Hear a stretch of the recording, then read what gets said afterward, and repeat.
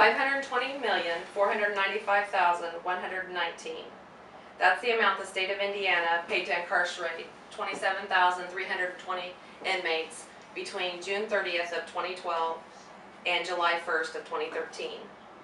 The judicial system has an alternative when sentencing offenders. They can sentence offenders to community corrections home detention instead of prison. I've worked for community corrections since January of 1999 and have been the supervisor of home detention since June of 2004. People often are unaware what exactly community corrections has to offer, what the programs are, what they consist of, what the cost is, and who incurs the expense. Tax dollars is a big issue, and why should we, the taxpayers, pay for incarceration when an alternative is for offenders to pay for their own punishment and rehabilitation? In 1 year, we paid between $52 and $69 per inmate per day.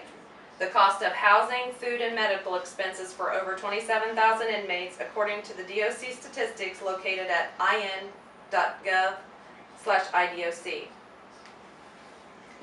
An offender sentenced to home detention pays for the services provided by community corrections. Currently, there's a $50 initial fee and a $10 to $15 per day monitoring fee for home detention. We have two types of home detention monitoring. Radio frequency, or RF equipment.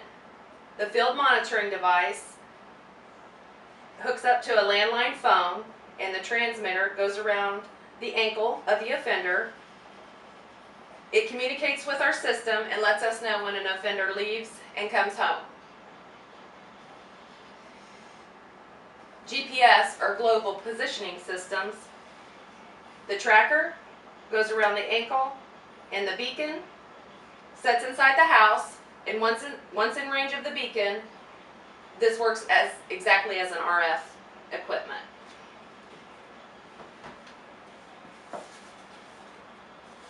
Radio frequency monitoring costs $10 per day to the offender. GPS is $15 a day. The GPS system has the capability of creating an exclusion zone around areas where an offender should not be. An example would be somebody convicted of battery. We put an exclusion zone around the victim's home.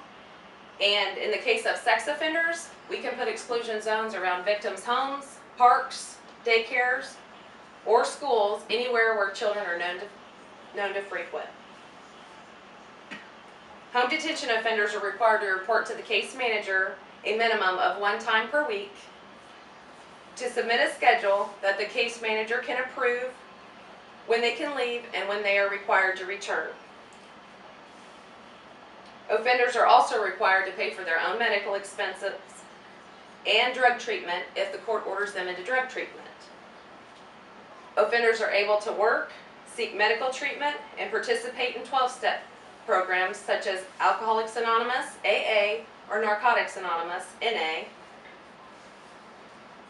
Upon entering the home detention program, each offender submits to an assessment by the case manager. The assessment gives us a risk indicator for recidivism. Once risk is assessed, the case manager and the offender figure out a case plan that best suits the offender's individual needs.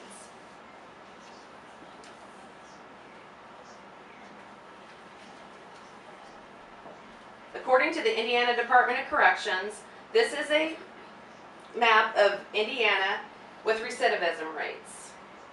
You can look at your individual county and find out what the recidivism rate is for your county.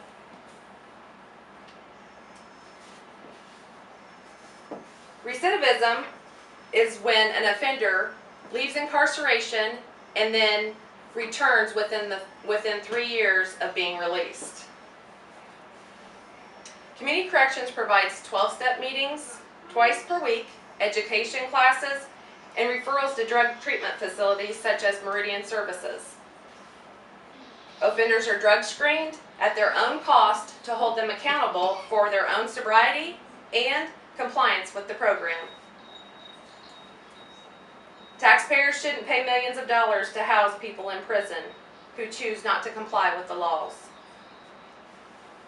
We need to save taxpayers money by sentencing offenders to community correction programs. Offenders should pay for their own punishment and rehabilitation.